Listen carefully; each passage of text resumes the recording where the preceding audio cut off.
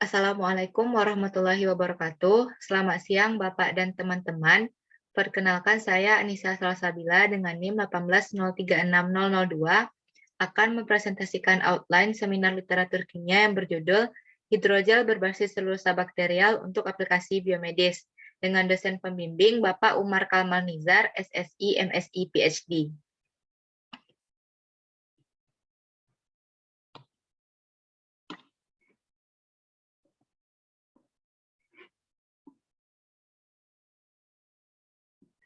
Kita masuk kepada bab 1 pendahuluan. Yang pertama, latar belakang. Diawali dari hidrogel. Hidrogel merupakan bahan polimer dengan struktur jaringan 3 dimensi. Rantai pada hidrogel bersifat hidrofilik, yang artinya mampu menyerap dan menahan air dalam jumlah besar pada struktur interstisialnya. Secara umum, hidrogel diklasifikasikan berdasarkan jenis ikatan silang serta sifat fisika atau kimianya.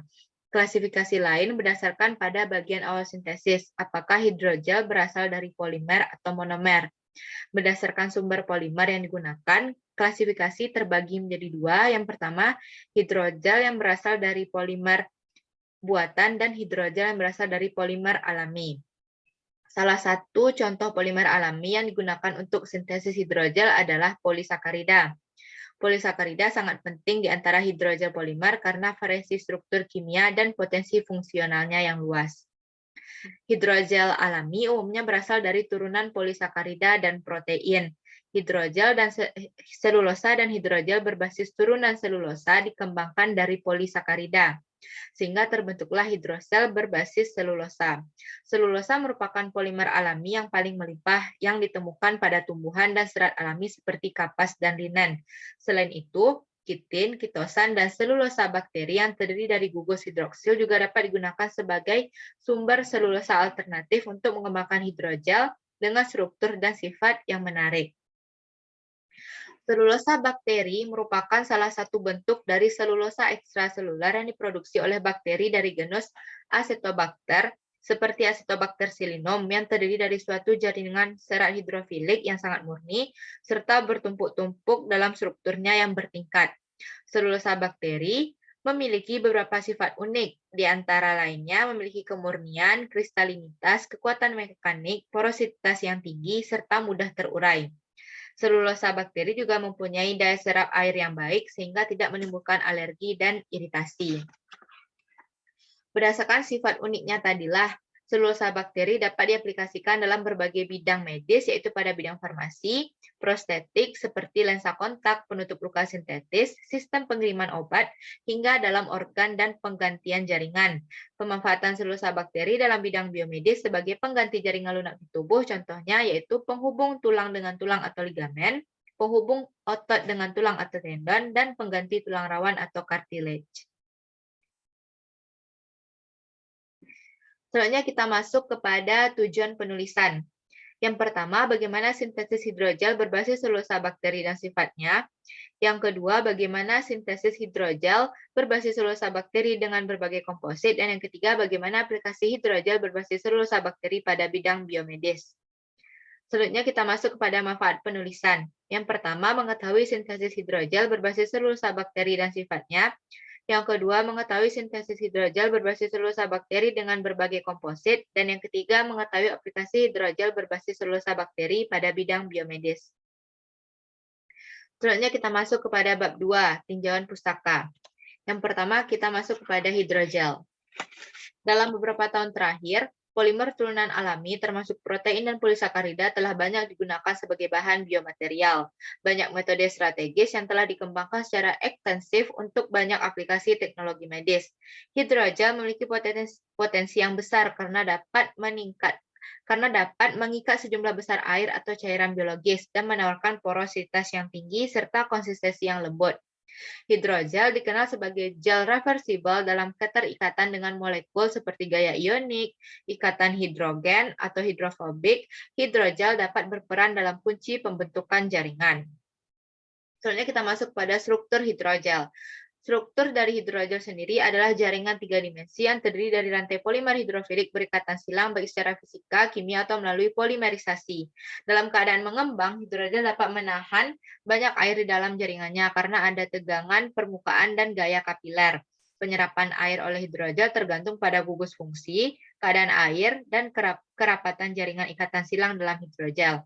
Efektivitas sifat hidrogel termasuk biokompatibilitas dan ramah lingkungan menjadikannya berguna dalam aplikasi yang luas.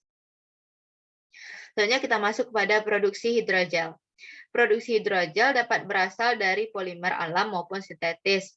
Namun, hidrogel polimer alam lebih banyak digunakan karena harganya yang murah, biokompatibilitas yang baik, dan biodegradabilitas. Hidrogel berbasis polimer sintetis lebih sulit diproduksi daripada polimer alami karena sumber, teknik, dan penerapan yang lebih sulit. Selanjutnya kita masuk kepada hidrogel berbasis polisakarida. Hidrogel berbasis polisakarida sangat penting di antara hidrogel polimer berdasarkan pada variasi struktur kimia dan potensi fungsional yang luas. Polisakarida secara alami tersedia sangat melimpah di alam. Komposisi dan struktur yang beragam dari polisakarida menandakan bahwa polisakarida mudah diproduksi dan fleksibel untuk pembentukan gel dibandingkan dengan polimer sintetik. Gel polimer hidrofilik berupa larutan yang padat dari polimer dan air yang seimbang. Jumlah air yang ditahan oleh jaringan hidrogel tergantung pada kondisi lingkungan seperti suhu, pH, dan kekuatan ionik larutan air yang bersentuhan dengan polimer. Selanjutnya kita masuk kepada selulosa bakteri. Pertama, kita akan melihat penggunaan dari selulosa bakteri ini sendiri. Jadi, bahan selulosa telah banyak dipelajari dan digunakan karena memiliki sifat dapat diperbarui, tersedia dalam jumlah banyak, bersifat biodegradabilitas, dan memiliki biokompatibilitas yang baik. Selulosa bakteri atau SB merupakan suatu eksopolisakarida yang disintesis oleh bakteri tertentu dan telah digunakan secara luas dalam aplikasi biomedis seperti kulit buatan, pembalut luka, pembuluh buatan, dan untuk perancah rekayasa jaringan. Hal ini karena kristalinitasnya yang tinggi dan kapasitasnya dalam menahan air. Untuk meningkatkan kualitas dari selulosa bakteri ini, kita membutuhkan yang namanya cross-linker atau cross-linking. Cross-linking ini merupakan senyawa kimia yang telah terbukti menguntungkan bagi komposisi selulosa bakterial. Cross-linker dapat didefinisikan sebagai bahan yang dapat menghubungkan molekul dan meningkatkan sifat hidrogel. Penggunaan cross-linker dalam hidrogel untuk membentuk struktur 3 dimensi yang dapat meningkatkan berat molekul, memberikan sifat mekanik yang lebih tinggi, meningkatkan stabilitas, dan mempengaruhi sifat fisik seperti elastisitas polimer, viskositas, dan ketidaklarutan polimer. Sifat selulosa bakteri memiliki ciri fisik, kimia, dan biologi yang spesifik. Sifat-sifat ini menjadikannya sumber daya multifungsi untuk berbagai aplikasi, terutama dalam bidang biomedis. Selulosa bakteri lebih disukai daripada jenis selulosa lainnya karena sifat 3 dimensinya sangat halus, berserat, kristal, dan berstruktur nano. Selain memiliki sifat penyerapan air yang lebih tinggi, karakteristik mekanik, biodegradabilitas juga berbeda dengan selulosa yang berasal dari tanaman. Selanjutnya kita masuk pada aplikasi biomedis. Hidrogel telah menjadi sangat populer karena sifatnya yang unik seperti kandungan air yang tinggi, kelembutan, fleksibilitas, dan biokompatibilitas. Polimer hidrofilik alami dan sintetik dapat berikatan silang secara fisik atau kimia untuk menghasilkan hidrogel. Kemiripannya dengan jaringan hidup membuka banyak peluang untuk aplikasi di bidang biomedis.